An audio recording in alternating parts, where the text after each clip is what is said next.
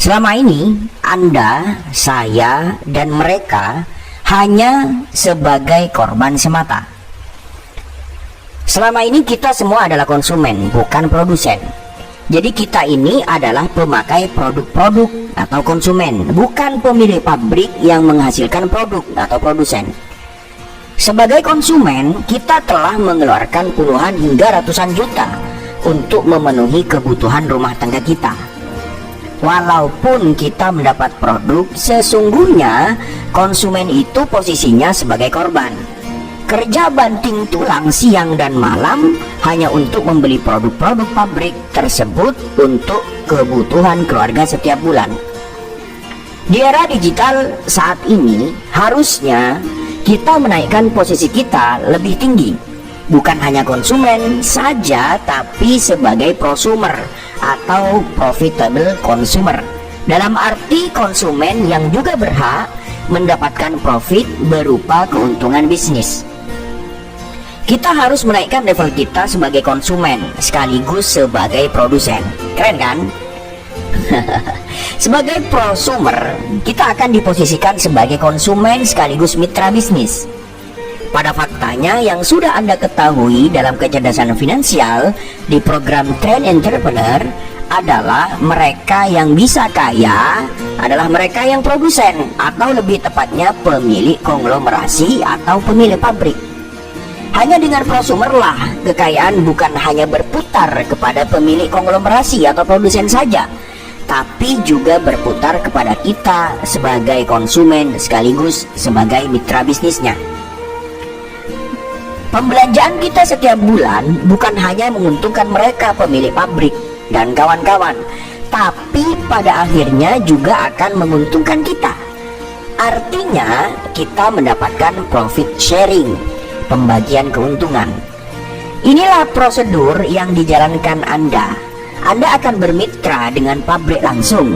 Pabrik mendapatkan 40% keuntungan, sedangkan kita sebagai mitra bisnis mendapatkan 60%. Ini lebih keren kan? Singkatnya, Anda bergabung atau tidak, yang pasti Anda tetap berbelanja kebutuhan rumah tangga setiap bulannya.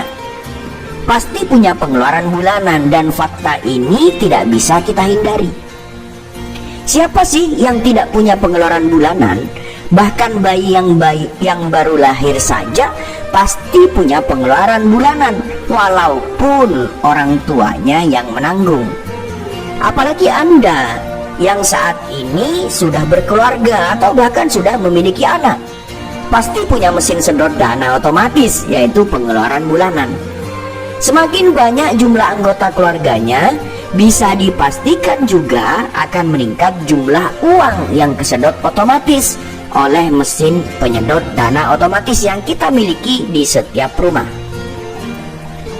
Maka dari fakta inilah Anda harusnya sadar bahwa potensi ini tidak boleh dibiarkan begitu saja. Kalau dibiarkan saja, maka yang awalnya menjadi potensi income malah jadi pengeluaran rutin yang tidak ada habisnya. Coba saja hitung, kalau kebutuhan keluarga Anda sebulan butuh 1 juta sampai 1,5 juta rupiah, maka dalam setahun Anda menghabiskan pengeluaran sebanyak 12 juta sampai 18 juta rupiah. Sekarang saya mau tanya, berapa usia Anda saat ini?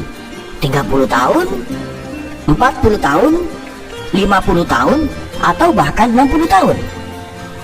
Sekarang mulai kita hitung dong. Kalau kita pukul rata bahwa rata-rata diri kita sudah menjadi konsumen selama 30 tahun, maka selama 30 tahun itu kita sudah mengeluarkan uang sebanyak 540 juta rupiah.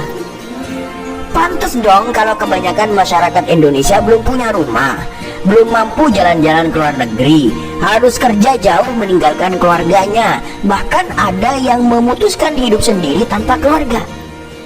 Ternyata rata-rata orang hanya hidup untuk pengeluaran bulanan ini, dalam artian untuk menyambung hidup. Dan faktanya, keuangan banyak orang hanya fokus untuk menghabiskannya di pengeluaran bulanan ini. Sayang dong kalau ada potensi bisnis prosumer yang memanfaatkan pengeluaran bulanan menjadi income ini tidak kita gunakan.